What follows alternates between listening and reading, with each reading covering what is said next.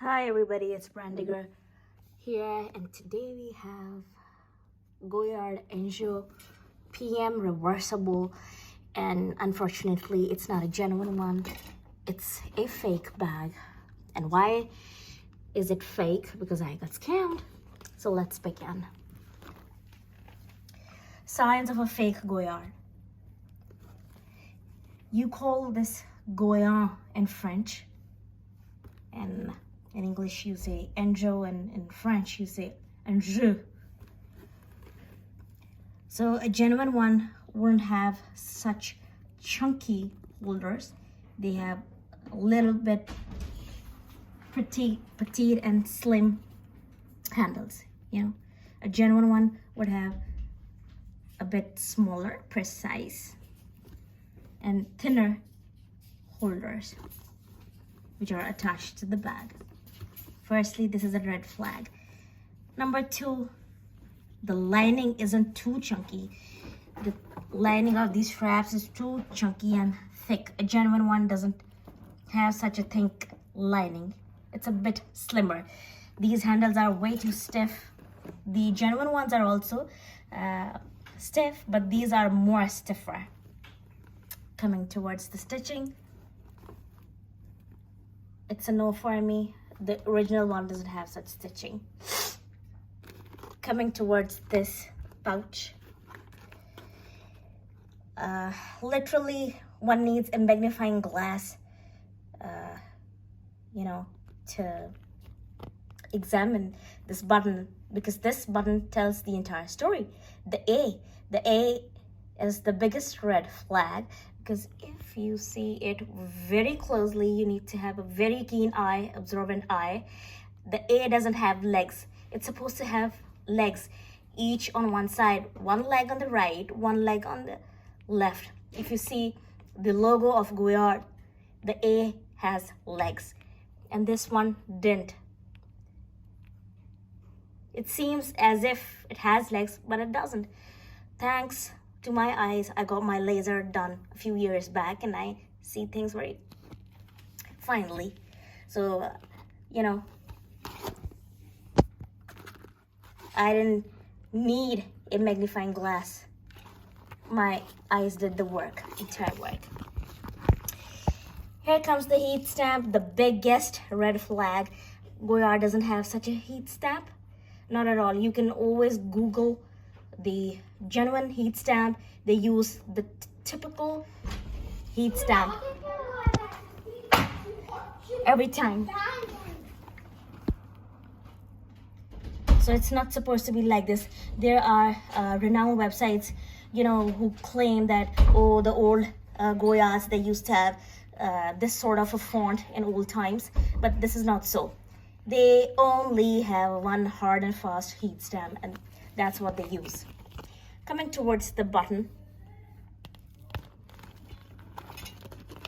Goyard doesn't have this button. They have a plain button.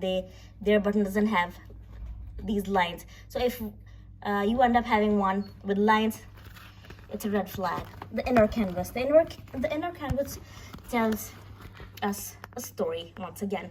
They use a typical canvas which has fine black and brownish spots here and there, whereas this one is totally off-white, plain off-white, clear off-white, which is a red flag. It shouldn't be so.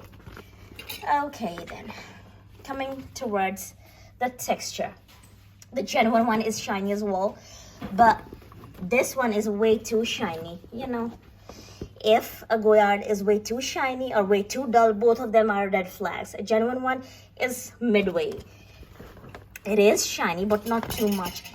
You need to feel the granules. The genuine ones have a granular feel, but the fake ones are way too granular. When these granules, the granules on the texture, they are way too, plumpish. It shouldn't be that way. Okay. Another big red flag. This is slicker and thinner. The original Goyard are chunkier. The stamp, the name written on an original one, the fonts are thicker, plumpier. These are thin. This is, if you see, where are we? Once again, if you see and compare with the genuine one is gonna be thicker. This is thin. Everywhere it's thin. It shouldn't be like that. And these corners, let's get inside this reversible crap. You see this red stamp? Once again, a fake one. It matches with this mini pouch. This colored stamp matches with the heat stamp in the pouch. Both of them are fake. And the biggest flag of all was this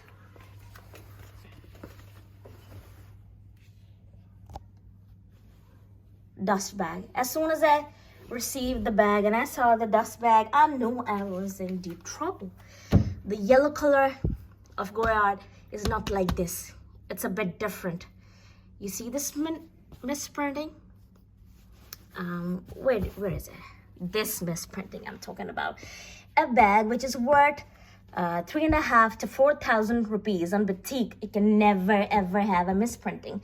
Look at the stitching, the third class stitching. It's a total off for me. Just look at it.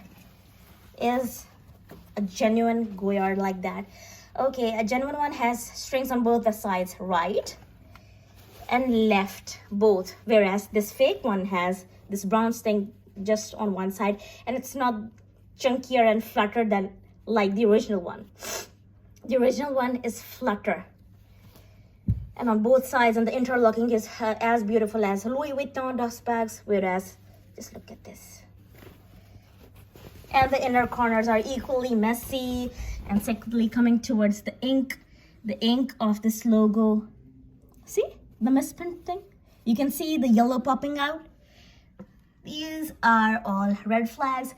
So in the end, I would like to end up my video by saying that fraudulent people, there are two sorts of scammers and fraudulent people. Number one are those who have done their homework very properly. If you ask them questions, they're gonna tell you each and everything because they have done their research, and they're there to answer you, to confuse you, and you go like, oh, this person knows each and everything, and yes, I can purchase.